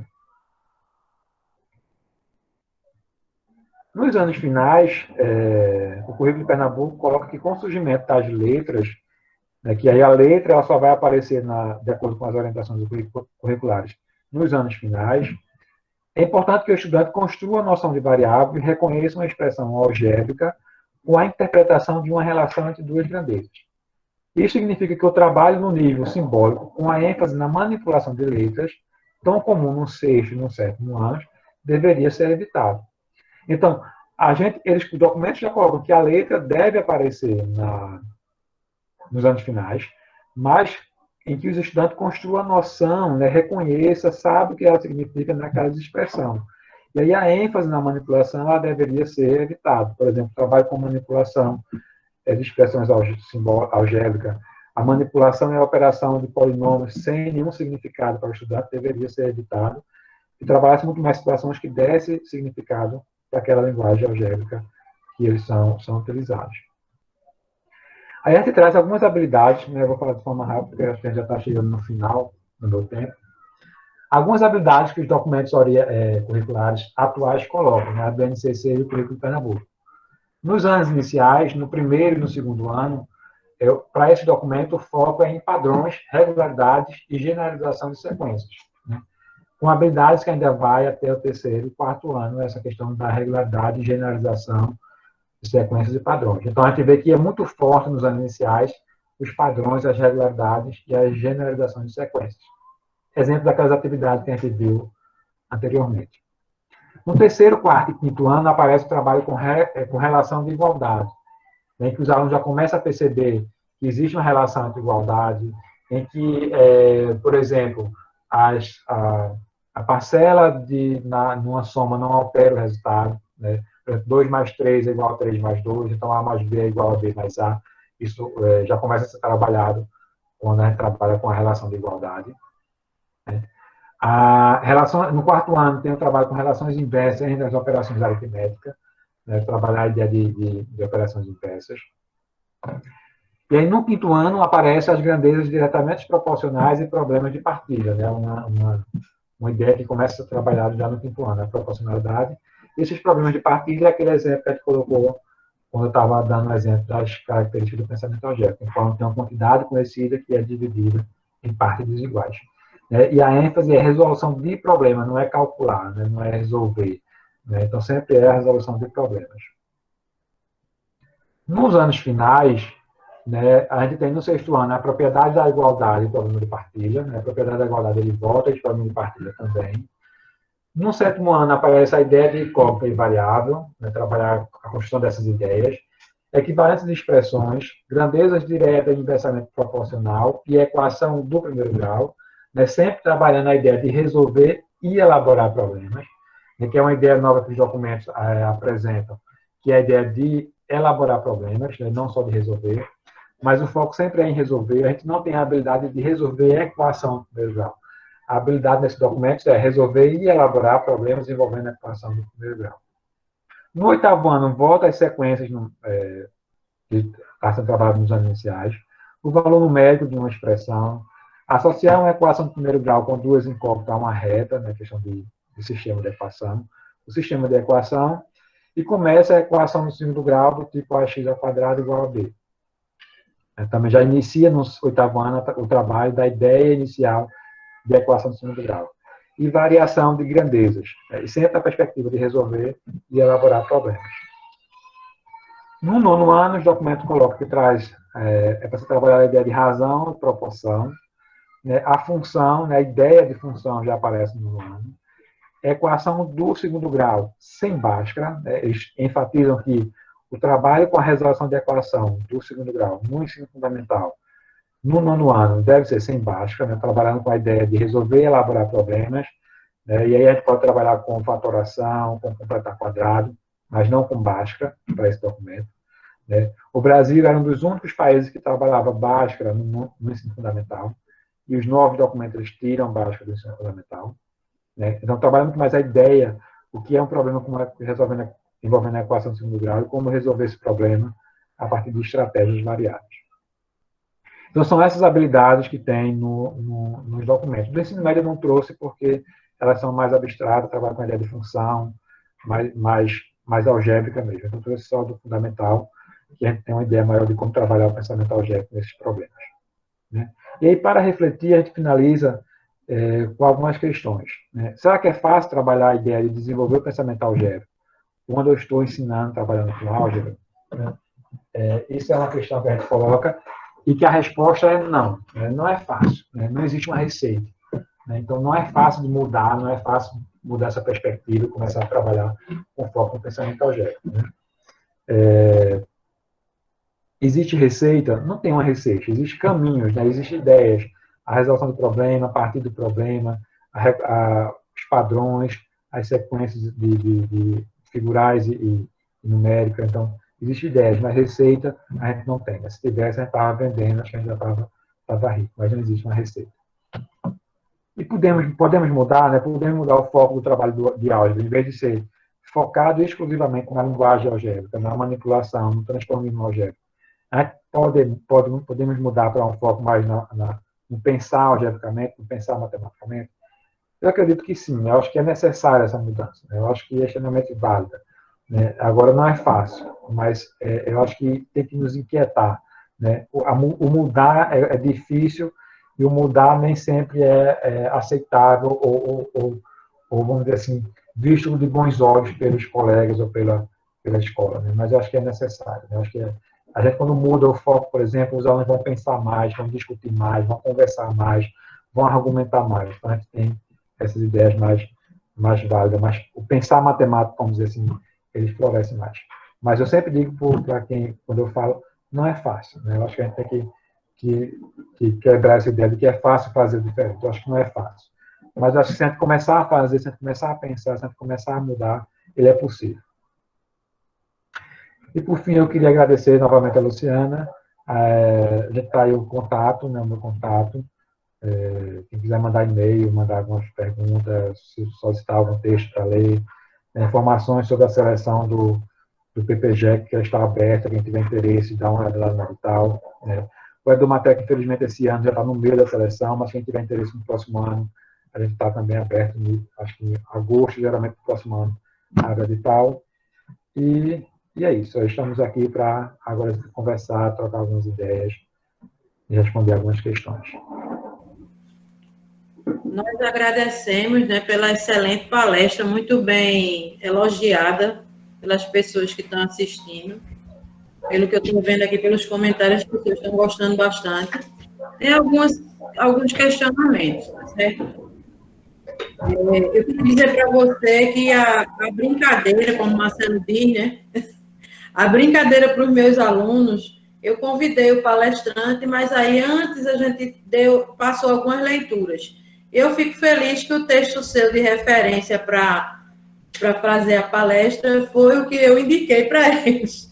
Então, eles estão mostrando aqui que leram mesmo, viu? Tem uns aqui que fizeram perguntas. Então, primeiro, acho que é de um dos professores, né, que está participando da educação básica. Ele pergunta assim, de certa forma você já respondeu, né? De que forma poderíamos trabalhar a álgebra para fugir do tradicional e levar o aluno a decifrar melhor cada passo? E a professora Maria Auxiliadora, acho que eu já fiz essa pergunta anterior, pergunta assim, né? Existe uma forma mais fácil para fazer com que o estudante não tenha tanto medo de álgebra e aprenda com mais facilidade? Eu acho que o que assusta em álgebra é a excessiva linguagem simbólica que a gente apresenta para os alunos de uma forma muito rápida, né? A gente tem uma ideia de que só vai trabalhar com álgebra quando a gente trabalha com a linguagem algébrica. Então, a gente começa a trabalhar com álgebra muitas vezes. Tradicionalmente, a álgebra iniciava nas escolas no 7º ano, né? A gente só visualizava a álgebra no 7º ano, porque a gente entendia que a álgebra só existia se existisse a linguagem algébrica. E aí, no 7º ano, aparece as expressões algébricas, os polinômios, monômios no 8º ano, e as equações. Aí a gente tinha a ideia que só trabalhava com álgebra nesse momento. E a gente apresenta, né, e muitas vezes ainda apresenta, essa linguagem carregada de símbolos de uma forma muito direta, muito rápida para os alunos. E aí o medo acaba sendo maior. Né? Tem um autor, que é o Lynch, que a gente utiliza, né, no livro dele, com o Gimenez, ele coloca que o 7º ano é como se fosse uma seleção para quem continua ou não na escola. E essa grande seleção acontece com a álgebra. Né? A álgebra dava um momento em que dizer quais alunos permaneciam na escola e quais alunos saíam da escola. Porque era muito forte a reprovação no 7º ano, no 7º ano, antiga 7ª série, por conta da álgebra. E muitos alunos deixavam de continuar os estudos por conta dessa reprovação em matemática. Então, eu acho que, em vez de iniciar direto com a linguagem algébrica, eu acho que iniciar com situações de problemas, com atividades de generalização, em que a linguagem algébrica elas vão aparecendo de uma forma mais natural. Eu acho que esse é um dos caminhos para se fazer com que os alunos não tenham tanto medo dessa álgebra, desse campo da matemática. Não sei se eu respondi. Sim, pelo menos para mim.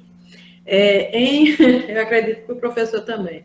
Mas, se não, se ele quiser retomar questionamento, fica à vontade. Em um dos seus artigos, professor, isso é o Arthur Lucas, que é nosso aluno lá da curso de matemática, sobre pensamento algébrico e formação inicial de professores, o senhor comenta sobre o pensamento algébrico como sendo algo que não ocorre de maneira natural. Trata-se de uma questão de reflexão e ação cultural. Gostaria que explanasse um pouco sobre isso, intermediador, professor do aluno, e local e o contexto onde o aluno vive. Como pode favorecer mais ou menos o desenvolvimento desse pensamento? Veja, a gente tem duas discussões. Né? O pensamento algébrico ele é historicamente construído, né? Historicamente elaborado. Então, ele não é algo que caiu do céu pronto e acabado. Né? Não é como a gente muitas vezes entende o conceito matemático. Né? O conceito matemático existe já, né? E as pessoas...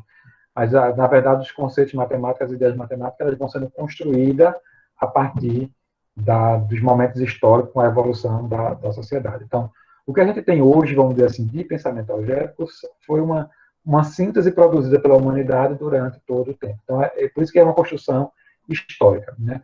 E ela não acontece de forma natural. O aluno não vai pensar algebricamente de forma natural.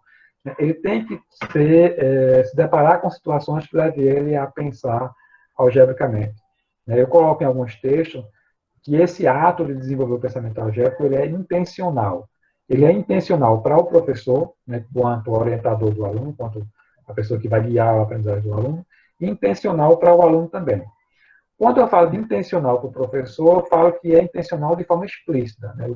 Bem explícita mesmo. O professor tem que ter a intenção, de forma explícita, de levar o seu aluno a desenvolver o pensamento algébrico. E aí ele vai propor situações que levam o aluno a desenvolver essa forma de pensar, como situações de generalização de padrão, de situações envolvendo problema de partilhas, por exemplo. Então, o ato intencional do professor é bem explícito, está, né? Na cara. Eu quero que o aluno desenvolva o pensamento algébrico, e aí eu vou pensar nas atividades.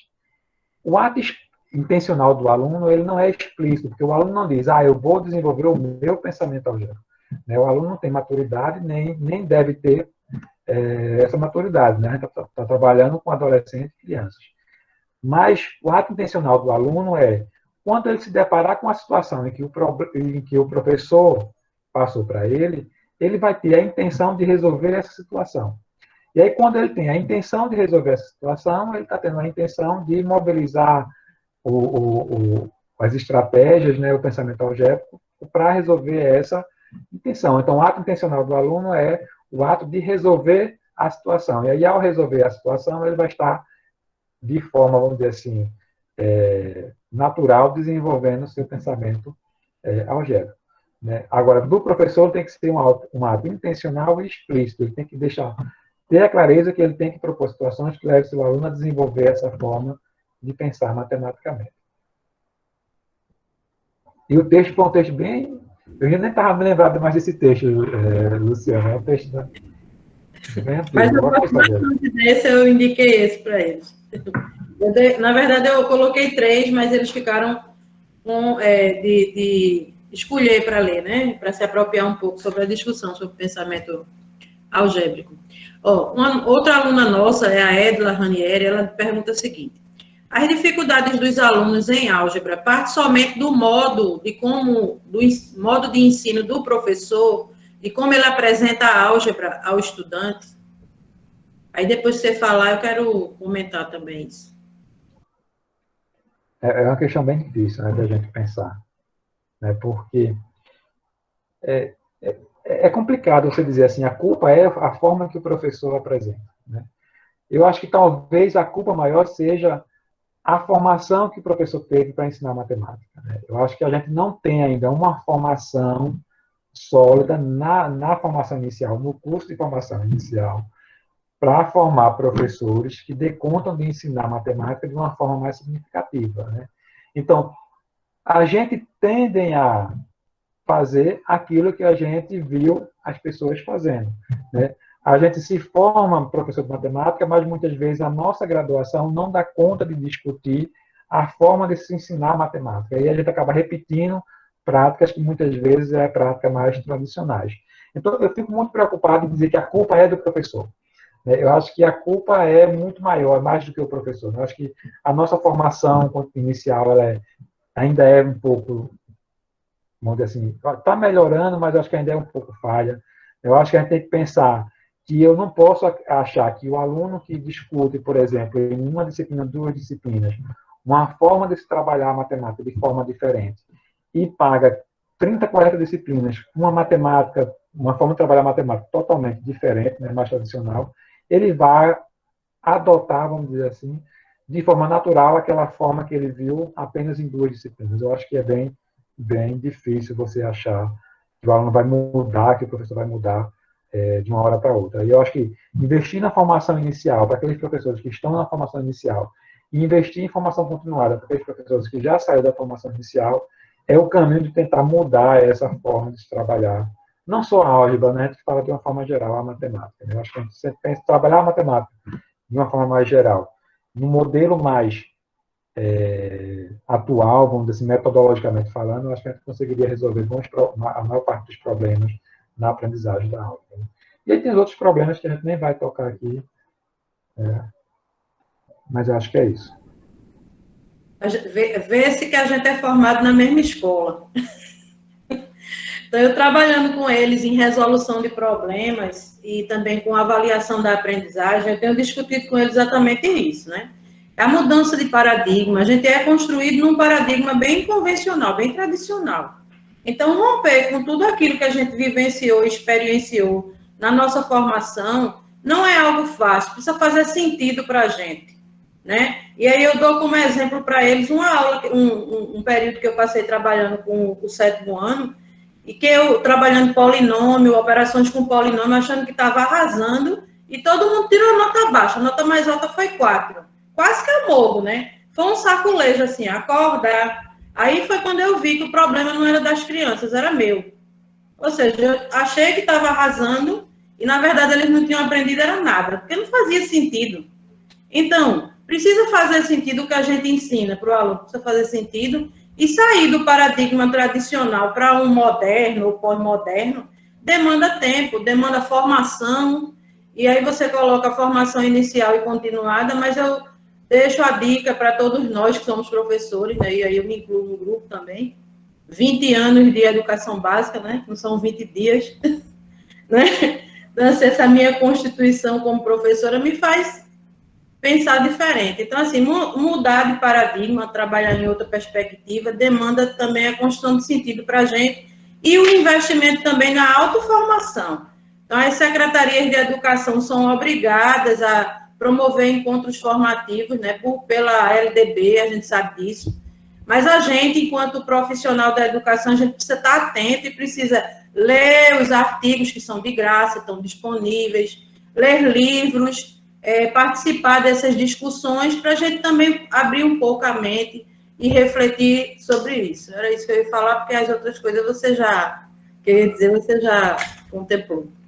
Eu queria só, Luciana, antes de ir para outra questão, falar uma coisa que me inveja do curso, eu tenho inveja, vamos dizer assim, uma inveja boa do curso que a Luciana trabalha. Veja, ela falou aí na fala dela 2 disciplinas que eu acho extremamente importante no curso de licenciatura em matemática, né? A resolução de problema e a avaliação da aprendizagem. Né? E a gente, por exemplo, no curso de licenciatura na Rural, não tem a disciplina de resolução de problema. Né? A gente está tentando aprovar um novo PPC em que ela apareça como optativa, porque a gente não conseguiu colocar ela de forma nenhuma como obrigatória. E não tem a disciplina de avaliação de aprendizagem, né? Que são elementos extremamente importantes do professor de matemática conhecer. Como é que eu vou avaliar o meu aluno se eu não tenho uma discussão de como avaliar meu aluno? Como é que eu vou trabalhar com resolução de problemas com meus alunos se eu não tenho uma discussão de como trabalhar a resolução de problemas? Então, para a gente ver ainda como é que a formação de professores ainda avança em passos lentos, né, dependendo da instituição. Né?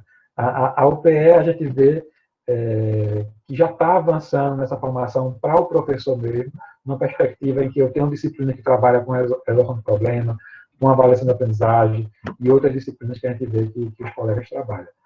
Enquanto na Rural, a única disciplina que tem para discutir tudo isso é a metodologia do ensino da matemática. Uma só de 60 horas. Né? Então, imagina como a gente sofre lá para tentar mudar a perspectiva desses professores. Fiz estágio de docência lá com a Elisângela. Uma luta. Bom, a Tainá Monteiro, que também é nossa aluna lá do curso, pergunta o seguinte: geralmente, quando se pensa na resolução de problemas, remete-se à contextualização. E aí, muitas vezes, nos deparamos com a situação de não conseguir contextualizar determinados assuntos. Como o professor observa essa situação no ensino de álgebra? Toda vez que eu vejo essa ideia de contextualização, eu me lembro da dissertação da irmã de Luciana, que a gente também foi colega, né? Acho que a gente é quase uma família, né, Luciana? Que eu fui colega da irmã de Luciana no mestrado e no doutorado também. E aí ela fez a pesquisa e aí ela discutiu, não estudei a fundo o texto dela, mas ela discute na pesquisa dela se existe contexto ou pretexto. Né? E aí ela percebeu que existe muito mais pretexto nos problemas do que contexto. Então tem que ter cuidado de achar o que basta colocar palavras na situação lá que vai ser um contexto. Ou tentar fazer uma situação da vida real de uma comunidade e vai aparecer contexto. Eu acho que o problema, às vezes, ele é um problema muito mais interessante quando existe um contexto, eu diria até um contexto matemático mais significativo do que muitas vezes situações, problemas, dita que existe um contexto. Né? Por exemplo, os pretextos da vida. Tem textos enormes por aí para dizer, para mandar o aluno somar 2 valores que está no meio do texto. Então, tem que ter esse cuidado. Não necessariamente eu preciso ter um contexto, vamos dizer assim, de realidade para eu ter bons problemas para trabalhar com álgebra ou com matemática. Por exemplo, aquela situação das bolinhas que eu coloquei no exemplo é uma situação que não existe no contexto real. É uma situação, problemas inventada para ser trabalhada na escola. mas é uma situação que é carregada de significados matemáticos. Então, tem que ter essa busca de buscar problemas que tenham um significado matemático, que seja interessante e desafiador para os alunos. Se tiver um contexto da realidade, muito bom, mas se não tiver um contexto da realidade, é melhor que tenham situações mais elaboradas, mais organizadas, do que tentar inventar contexto da realidade. Eu sempre tenho medo de quando tenta se inventar contexto da realidade. Né? A gente tem que ter esse cuidado. Se vai trabalhar com contexto da realidade, que seja contexto interessante, situações bem elaboradas a partir desse contexto. Está parecendo, eu estou gostando, está bem informal. É bom quando é assim, né? Porque cria uma familiaridade também para as outras pessoas. É importante que a gente, as falas de Jadilson, né, em relação não só ao tema da palestra, mas a relação de amizade que existe, né? Porque a gente sabe que na academia também tem os egos, né? As coisas assim, né? As coisas infladas, assim, eu quero ser mais, né? Mas, assim, a turma da gente de doutorado é uma turma bem unida. E a gente mantém, né, o vínculo de amizade e de afetividade um em relação ao outro. O trabalho de Daniela, Jadilson, ele está sendo, como é que diz, continuado por uma das nossas estudantes. É o primeiro TCC que eu vou defender na UPE junto com ela, né? Com Tainá Ferreira, da Costa, Ferreira Costa. E ela continua o trabalho de Daniela com uma coleção de 6º ao 9º ano. Ela está olhando os contextos dos problemas. Daniela só fez do 1º ao 5º ano e Tainá está olhando de 6º ao 9º. Qualquer dia ela chega aí na seleção de... Está terminando agora, ela vai participar. Então, veja só. Né, em relação aos contextos, também trabalho na disciplina de resolução de problemas essa discussão. Né? Não é porque todo problema matemático tem que ser contextualizado dentro de uma realidade, de uma situação semi-realística, não. Existem os contextos que são da própria matemática, e a gente tem que valorizar isso, como você bem disse, né? Tem que procurar bons problemas, né? E bons contextos, sejam eles intramatemáticos ou extramatemáticos.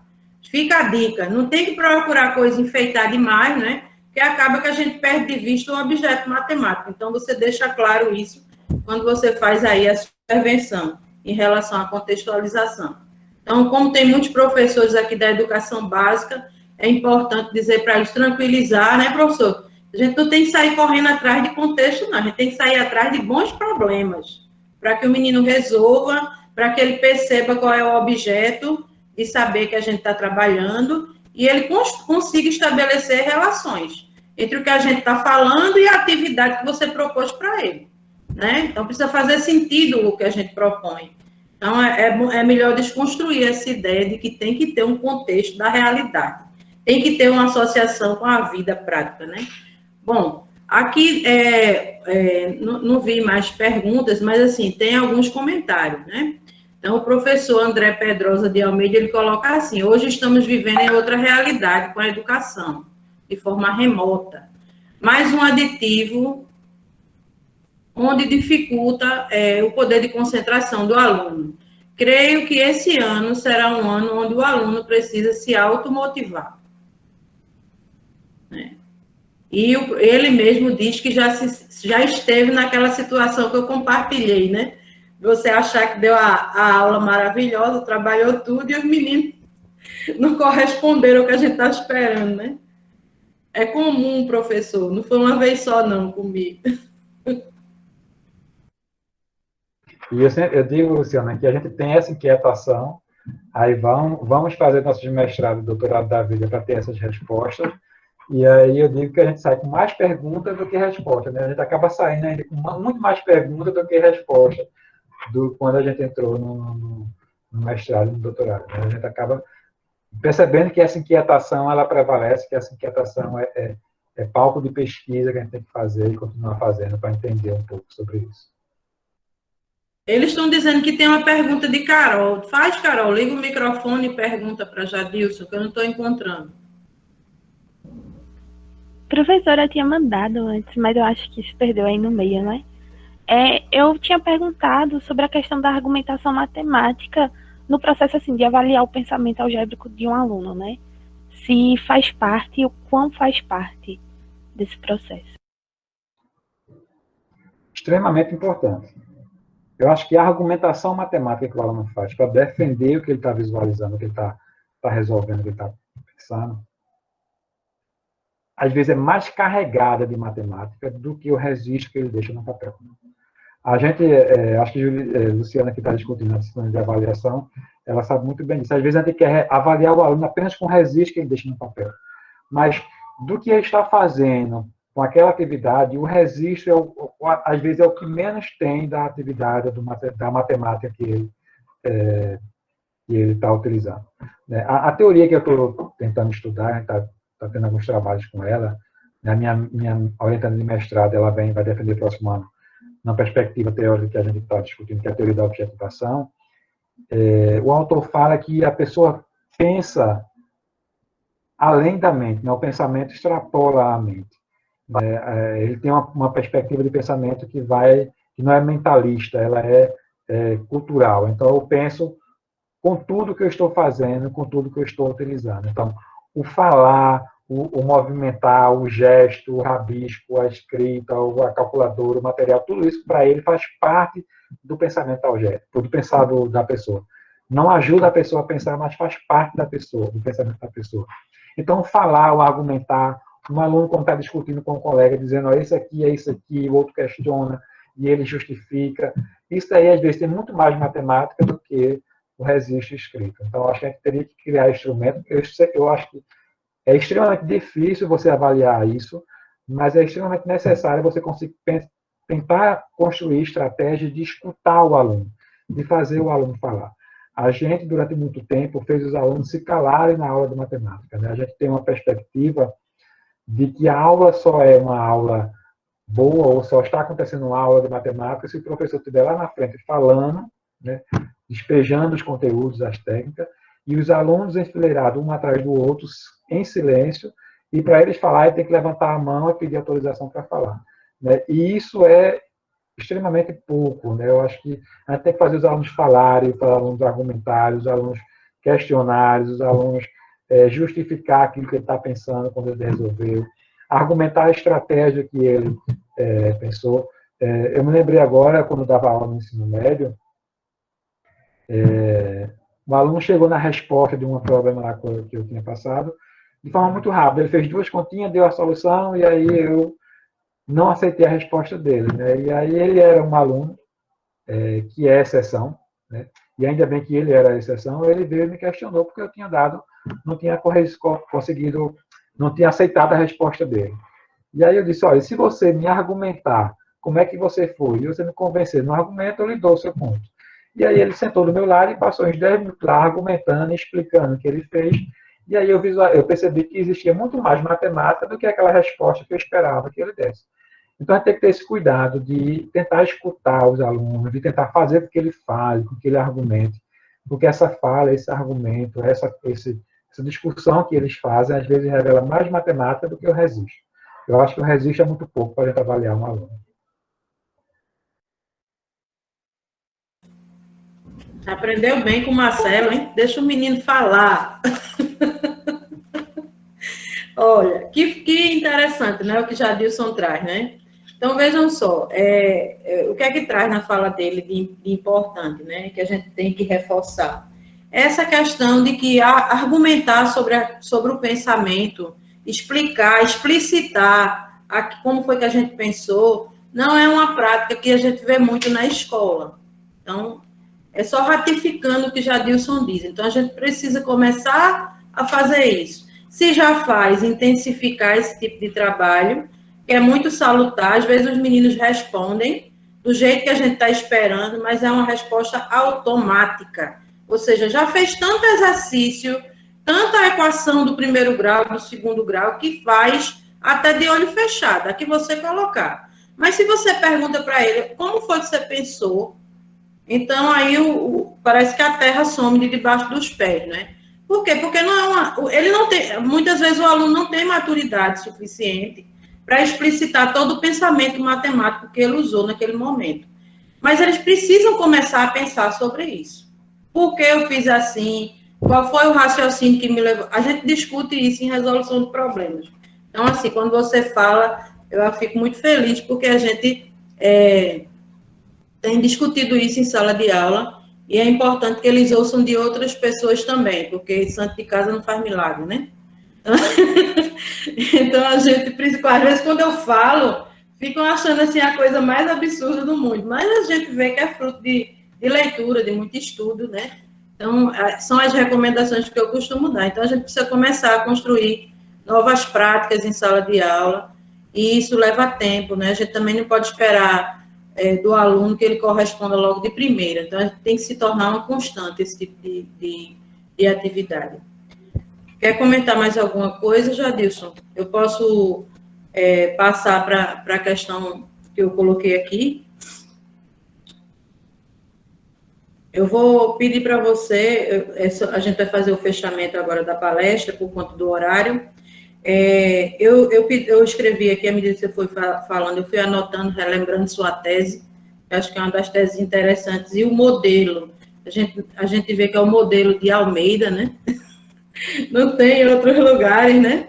Eu sou bem entusiasta, eu trabalhei até na formação de professores com esse modelo, então eu pedi para a Jadilson trazer, porque a gente precisa pensar sobre isso, bastante, e começar a propor situações que envolvam, né, generalizações, modelagem, a construção de significados, né, e essa questão de operar com o valor desconhecido. Então, acho que eu ia pedir para ele fazer as últimas recomendações, mas nos slides dele já tem lá que tipo de atividade a gente pode fazer para garantir que esse modelo ele esteja lá na sala de aula, no ensino de álgebra, tá certo? Então, eu gostaria que Jadilson reforçasse, que eu acho que é o filé mignon da tese dele, tá certo? Não custa nada, né, Jadilson? O que é bom a gente repete. Então, assim, eu queria que você fizesse, assim, as suas recomendações, né, para os professores, porque os nossos alunos vão atuar na educação básica, e a gente tem hoje aqui conosco professores que já estão lá, atuando. Então, eu queria que você fizesse, assim, as suas recomendações para o professor que atua na educação básica em relação às situações que devem ser trabalhadas no ensino de álgebra. Seja lá do pequenininho, como você falou, da educação infantil, até o ensino médio, né? Eu queria mais uma vez agradecer, Luciana, pelo convite. Eu estou muito feliz de estar aqui. Eu queria mandar um abraço para quem está assistindo, né? Eu estava vendo nos comentários, tem alguns alunos da licenciatura em matemática da Rural, não sei, eles descobriram o link, porque eu só mandei para o meu grupo de pesquisa, eles descobriram que tem alguns assistindo, eu achei muito bom. Tem dois colegas meus contemporâneos na minha cidade, eu estava vendo, tem Vanusa e Tarcísio, que são colegas de faculdade, eu estudei com os dois, eu trabalhei com os dois durante muito tempo nas escolas de passeio, então são dois colegas que estão assistindo, então fiquei muito feliz com a participação deles. E além da gente ser amigos, né, desde 2013 que a gente se conhece, a gente vem trabalhando junto com essa parceria. Eu acho que a gente tem que perder o medo de mudar, né? É difícil mudar, mas a gente tem que perder o medo de mudar. Eu acho que quem é, por exemplo, dos anos iniciais, professor dos anos iniciais, e estudante de pedagogia que vai ser professor dos anos iniciais, perder o medo da álgebra, né? Nos anos iniciais, a álgebra não vai estar carregada de símbolos. Tem que colocar na cabeça isso, que a gente não vai trabalhar a álgebra nos anos iniciais, não significa dizer que eu vou fazer meus alunos dos anos iniciais operar com polinômios. Por favor, não faça isso, que vai ser pior. Em vez de ajudar, vai quebrar com todo mundo. Então, trabalhar com álgebra é trabalhar com as ideias algébricas. Eu posso trabalhar com a ideia de relação funcional, eu posso trabalhar com a ideia de generalizar e perceber regularidades de sequências. Eu estou trabalhando com álgebra, quando eu estou trabalhando muita coisa da aritmética, por exemplo, quando eu faço meus alunos nos anos iniciais perceber que a soma de dois números pares sempre dá um número par. Então, isso é uma generalização. Né? Eu posso fazer com que meus alunos percebam que quando eu somo dois numa igualdade, tem uma igualdade, eu somo 2 no primeiro membro, 2 no segundo membro, a igualdade não se altera, então eu estou trabalhando com a ideia muito valiosa para eu trabalhar com a equação do primeiro grau quando chegar lá no ensino, nos anos finais. Então, essas ideias que trabalham nos anos iniciais, elas têm que ser trabalhadas. O professor dos anos iniciais tem que perder o medo, e os professores dos anos finais têm que ter a consciência de que não, o foco do trabalho com álgebra não é a letra. Né? A letra ela é necessária, ela vai aparecer, mas ela vai aparecer com o tempo. Né? Tem que ter cuidado de não querer que o aluno, em uma semana, domine essa linguagem algébrica e manipule essa linguagem algébrica. Então, propor situações em que os alunos vão percebendo que tem que ter um desconhecido ali, que a melhor forma de representar esse desconhecido pode ser por um símbolo, que você pode ajudar, se ele tiver dificuldade, a chegar nesse símbolo para representar, mas que ele está sentindo qual é o papel do símbolo nessa representação, quando ele está construindo um modelo matemático para representar a situação matemática. Né? Se ele não chegar com facilidade, mas se ele entender o problema, se ele estabelecer as relações, se ele construir um modelo utilizando os esquemas e resolver a situação, o problema, é muito mais válido do que ele manipular de forma aleatória, de forma mecânica, os símbolos no papel. Então, fazer com que eles percebam essas relações, eles conheçam aquela matemática que está na situação do problema, eu acho que esse é o caminho. Eu sempre digo para meus alunos, tem pessoas que não gostam quando eu falo, mas eu sempre digo, eu prefiro um aluno que leia uma situação, um problema, e identifique quais operações ele vai utilizar, e pegue uma calculadora e resolva as operações, do que aqueles alunos que sabem calcular, a calculadora tem a tabuada decorada, sabe resolver as contas de mais e de menos, de multiplicar e dividir de uma forma muito rápida, mas quando se depara com um problema, que ele lê o problema, ele olha para a sua cara e pergunta, professor, é de mais ou é de menos? Eu acho que a matemática está muito mais em identificar a situação e, se for possível, usar a tecnologia que o homem já inventou para resolver o problema, para calcular, tranquilo, porque a tecnologia foi inventada para isso.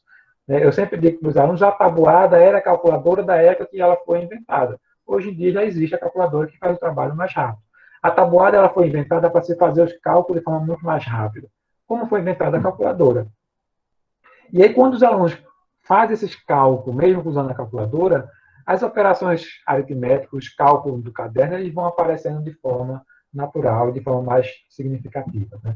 Eu acho que é isso. Eu acho, Luciano, eu não falei, eu acabei esquecendo, tem uma fala do professor Marcelo, que é comum a quem conhece o professor Marcelo, e Luciana vai saber muito bem. Ele começa uma disciplina dele, às vezes uma palestra dele, desenhando uma escola e desenhando uma bomba em cima, dizendo, vamos estourar as escolas. Isso é uma fala muito comum dele. E essa ideia que ele fala não é dizer, vamos acabar com as escolas para não existir mais escolas. É a ideia de vamos explodir a escola para que venha uma escola nova, que a gente reconstrua essa escola pensando em que os alunos, se não tiver uma atividade que chame a atenção dele, ele vai usar o celular para ver o Facebook dele, porque o Facebook dele é muito mais interessante do que uma aula de matemática chata. Quem aqui nunca deixou de assistir uma aula que estava lá chata e foi olhar no seu celular, na sua internet? Ou ler alguma outra coisa, na época da gente não tinha, né, era, Luciana? Internet. Mas é por conta disso, porque às vezes as aulas da gente é tão chata que acaba não chamando a atenção dos alunos. E eu sempre digo, não espere que aluno de 10, 12, 15, 16 anos vá ter a maturidade de dizer, eu tenho que estudar matemática hoje, porque quando eu fizer 20 anos, 18 anos, eu tenho que fazer o vestibular para engenharia. Eles não têm essa maturidade, eles não vão ter essa maturidade, e eles não é para ter essa maturidade, eles são crianças. Eles têm que ter a vontade de resolver a situação que você propôs. E aí a situação tem que ser desafiadora, tem que ser interessante para aquele aluno. E aí a matemática, as coisas vão surgindo com essa vontade que eles vão ter de resolver as situações. E é isso, eu acho que eu já falei muito, né, Luciana? Eu me despeço por aqui, agradeço mais uma vez pelo convite, e o próximo eu quero ser presencialmente, eu quero ir novamente a Garanhuns para conhecer a UPE e conhecer vocês pessoalmente. Que bom, não é, gente? Que prazer, não é, discutir essas questões com o Jadilson, né? Uma explicação fácil de entender, né? Bem articulada as ideias, então eu dou os parabéns a Jadilson, eu sempre gosto de ouvi-lo e aprender com ele, tá certo? Espero que tenha sido muito prazeroso para vocês. Então, mais uma vez, obrigada, Jadilson. E eu queria agora fazer alguns informes, tá certo? Por ser uma atividade extensionista, todos os participantes terão direito a um certificado. Mas o certificado ele não vai sair de forma imediata, então tem que terminar o ciclo de palestras e aí a PROEC, Pró-Reitoria de Extensão e Cultura, vai emitir um certificado para os participantes com a carga horária das palestras que você assistir.